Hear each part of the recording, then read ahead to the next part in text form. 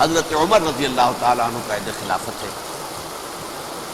بیت المقدس کا محاصرہ کیا گیا، فصیل بڑی اونچی، شہر اندر سے سیلف سفیشینٹ، حملے کا راستہ کوئی نہیں، محاصرہ طول کھینچ رہا ہے لیکن ان کے پاس رسد بھی موجود ہے، پانی بھی موجود ہے، وہ دروازے بند کر کے بیٹھے ہوئے ہیں۔ بالآخر اللہ تعالیٰ کی مشیت کا ظہور کیسے ہوا؟ ان کے کچھ علماء آئے فصیل پر، کہا دیکھو مسلمانوں، تم قیامت تک بھی یہاں پڑے رہو گے محاصرہ کر کے، ہمارا یہ شہر فتح نہیں ہوگا۔ ہاں ایک درویش بادشاہ کے ہاتھوں یہ شہر فتح ہونا ہے، لیکن تمہارے اندر ہمیں وہ نظر نہیں آ رہا۔ ابو عبیدہ بن الجراح رضی اللہ تعالی عنہ، امین هذه الامہ، ان کا فوراً ذہن گیا وہ درویش بادشاہ مدینے میں بیٹھا ہوا ہے، عمر رضی اللہ تعالی۔ اب ایک اور عمر بھی ہے جو قندھار میں بیٹھا ہے، نقشہ وہی ہے، سادگی کی حد تک نقشہ وہی، بالکل وہی، اپنی آنکھوں سے دیکھا ہے وہی سادگی۔ عمر اول عمر ثانی تھے عمر بن عبدالعزیز۔ اب ایک اللہ کے فضل سے اللہ تعالیٰ ایدہ اللہ بنصرتہ، اللہ تعالیٰ ان کی نصرت فرمائے، دشمنوں کو ان کے مقابلے میں نیست و نابود کرے۔ انہوں نے ریکویسٹ بھیج دی کہ حضور تشریف لائیے، یہ شہر فتح ہو جائے گا۔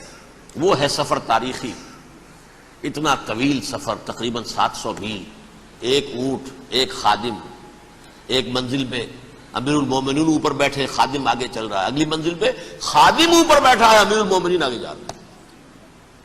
اور جب پہنچے ہیں تو وہ باری تھی خادم کی، انہوں نے ہاتھ جوڑ دیا، حضور خدا کے لیے تم کیا کہیں گے لوگ، وہ میرا برا حال کر دیں گے، تمہیں شرم نہیں آئی؟ امیر المومنین پیدل آگے چل رہے ہیں نکیل پکڑ کر، اور تم بیٹھے ہو اوپر براجمان ہو۔ حضرت عمر فرمایا الدور دورک، نہیں باری تمہاری ہے، بیٹھ۔ اس حال میں پہنچے ہیں، اور پھر یہ کہ ابو عبیدہ بن الجراح آئے ہیں، استقبال کیا ہے تو دیکھا ہے اس حال میں چلے آ رہے ہیں، عمر نکیل پکڑے ہوئے چلے آ رہے ہیں، اور کہتے ہیں کہ کہیں کیچڑ ویچڑ تھا، جوتے خراب ہو گئے تھے، وہ بھی اتار کے ہاتھ میں پکڑے ہوئے، کپڑے تو تھے ہی پھٹے ہوئے۔ انہوں نے کہا بھی حضرت ابو عبیدہ نے، دیکھیے یہ بڑا متمدن ملک ہے، بڑا مہذب علاقہ ہے یہ، آپ ذرا حلیہ اپنا دوست فرما لیں تب جا کے پیش ہم آپ کو کریں گے۔ آپ نے فرمایا نحن قوم اعزنا اللہ بالاسلام، ہم وہ قوم ہیں جنہیں اللہ نے عزت دی ہے اسلام کے ذریعے سے، کپڑوں کے ذریعے سے نہیں، دولت کے ذریعے سے نہیں۔ اسی حال میں گئے ہیں، اوپر سے انہوں نے کھڑے ہو کر نشانیاں دیکھی ہیں، اپنی کتابیں کھولی، ہاں یہ وہی ہے، اچھا لو جی سرنڈر، شہر تمہارے ہاتھ میں۔ خون کا ایک قطرہ نہیں بہا اور بیت المقدس فتح ہو گیا۔ لیکن اس وقت حضرت عمر نے ایک نرمی یہ کی کہ یہودیوں کے لیے بھی اسے اوپن سٹی قرار دے دیا۔ یہ احسان عظیم حضرت عمر کا، اس سے پہلے یہودی آ ہی نہیں سکتا تھا، داخل نہیں ہو سکتا تھا، وہاں وہ آ کر وزٹ نہیں کر سکتا تھا، زیارت نہیں کر سکتا تھا اپنے مقدس مقامات کی۔ حضرت عمر نے یوں سمجھیے کہ تقریباً 550 برس کے بعد ان کے لیے راستہ کھولا ہے کہ ہاں تم آ سکتے ہو، زیارت کر سکتے ہو۔ لیکن یہ عیسائیوں نے لکھوایا معاہدے کے اندر، انہیں یہاں آپ آباد ہونے کی اجازت نہیں دیں گے، لیکن کم وزٹ دی پلیسز، دیکھیں زیارتیں کریں اور جائیں۔ یہ معاہدہ حضرت عمر کا ہے رضی اللہ تعالی، جو پھر خلافت راشدہ کے بعد بنو امیہ نے بھی اس کو آرڈر کیا، بنو عباس نے کیا، پھر جو ہمارے یہ ترکوں میں اندر خلافت آئی تو ترک خلفاء نے بھی اس معاہدے کی پوری پابندی کی۔ فلسطین میں آ سکتے ہیں یہودی صرف زائرین کی حیثیت سے، وہاں آباد نہیں ہو سکتے۔ اب آئیے اگلا دور آیا حضرت عثمان کا دور خلافت۔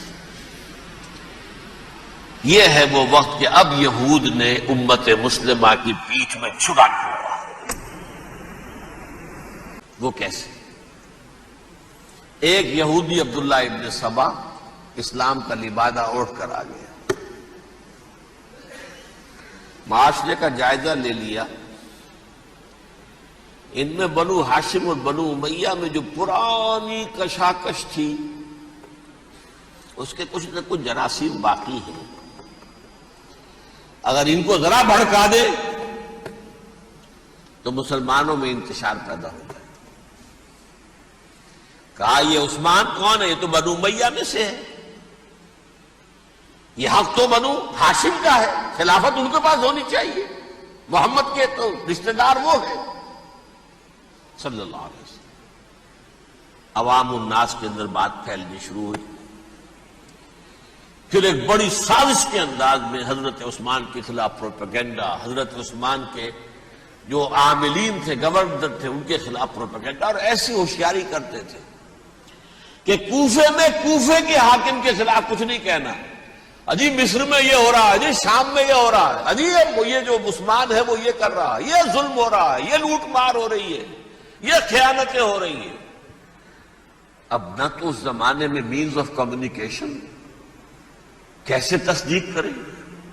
افواہیں تو آپ آج کراچی کے اندر شروع ہو جائے تو پتہ نہیں چل سکتا کسی کو کہ کیا اس میں صداقت ہے کیا جھوٹ ہے. اور بری بات جو ہے فطرت انسانی کی کمزوری ہے، وہ فوراً قبول کرتا ہے. کسی کے بارے میں اچھی بات ماننے کو تیار نہیں ہوتا، لیکن بری بات تو فوراً تیار.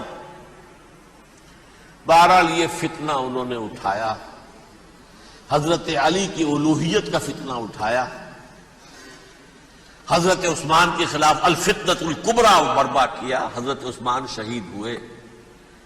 اس کے بعد 5 برس تک مسلمان ایک دوسرے کی گردنیں کاٹتے رہے، باہمی خانہ جنگی ہوئی. امت کو وہ زخم لگایا ہے جو آج تک جس سے خون رس رہا ہے. یہ شیعان عثمان اور شیعان علی تھے جو بعد میں پھر سنی اور شیعہ ہو، اور آج تک ہے.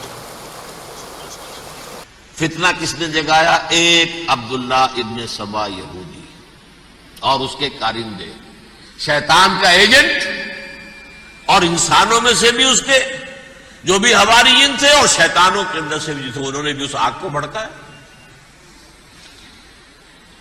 یہ آپ سوچ لیجئے کہ یہ کس نے وہ زخم لگایا؟ یہودی. اگلا دور آیا، خلافت راشدہ ختم ہوئی، بنو امیہ کا بھی دور کافی گزر گیا. طارق ابن زیاد 712 عیسوی میں حملہ کرتے ہیں اسپین پر. اسپین اس وقت عیسائیت کا بہت بڑا گڑھ، بڑے کٹر ترین عیسائی جو وہ اسپین میں تھے. لہذا یہودیوں کی وہاں بہت پٹائی ہوتی تھی، بہت پٹائی ہوئی. میں بتا چکا ہوں، دشمنی تھی چلی آ رہی تھی عیسائیوں کے ہاتھوں یہودیوں کی. وہ تو سن 300 عیسوی سے ایمپرر کانسٹنٹائن کے بعد سے شروع ہو گئی تھی. اس حوالے سے یہودیوں نے اس وقت چالیاقی یہ برتی، کچھ راستے واسطے بتائے، کچھ مدد کی طارق ابن زیاد کی. طارق ابن زیاد نے انہیں اپنا محسن سمجھا. ہسپانیہ فتح ہو گیا تو یہودی چونکہ محسنین کی فہرست میں آ چکے تھے، انہیں بہت اقتدار نصیب ہوا. بڑی سپورٹ مسلمانوں نے دی. ان کے بڑے بڑے علماء نے اسی دور کے اندر پیدا ہوئے، بڑے بڑے تھنکرز ان کے اسی دور میں پیدا ہوئے. بن گوریون جو کہ ایک وزیر اعظم تھا اسرائیل کا، اس نے یہ لکھا اپنی کتاب میں، مسلم Spain was the golden era of our diaspora. وہ ڈائسپورا جو 70 عیسوی سے شروع ہوا تھا اور 1917 عیسوی تک جاری رہا ہے، اس میں سے گولڈن ایرا ہمارا جو تھا وہ مسلم اسپین تھا. ہسپانیہ میں بیٹھ کر ہم نے عیش کیے. لیکن وہاں سے انہوں نے اور جو کچھ کیا، یہ تو داستان کے جو بہت سے گوشے ہیں، لیکن میں جس اسٹریٹ لائن میں چل رہا ہوں اس کے اعتبار سے ایک بات سمجھ لیجیے. وہاں بیٹھ کر انہوں نے اب عیسائیت کی پیٹھ میں چھرا گھونپا. پروٹیسٹنٹ مذہب پیدا کیا، تقسیم کر دیا. جیسے شیعہ سنی کی تقسیم، عبداللہ ابن سبا.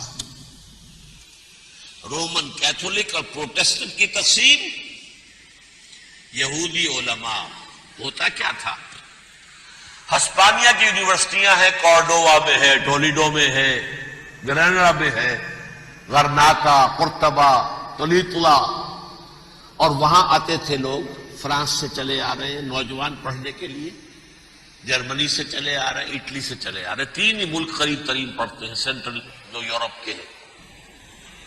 یہاں پر جو ہے وہ اسلام جو نور پھیلا رہا تھا اس سے بھی مستفیض ہوئے، جہالت کے جو ہے پردے ان کے وہ چھٹے، اس کے ساتھ ہی وہ یہودی وہاں ان کے اندر جو جراثیم داخل کر رہے تھے وہ اس عیسائیت کے خلاف بغاوت تھی جو اس وقت دنیا میں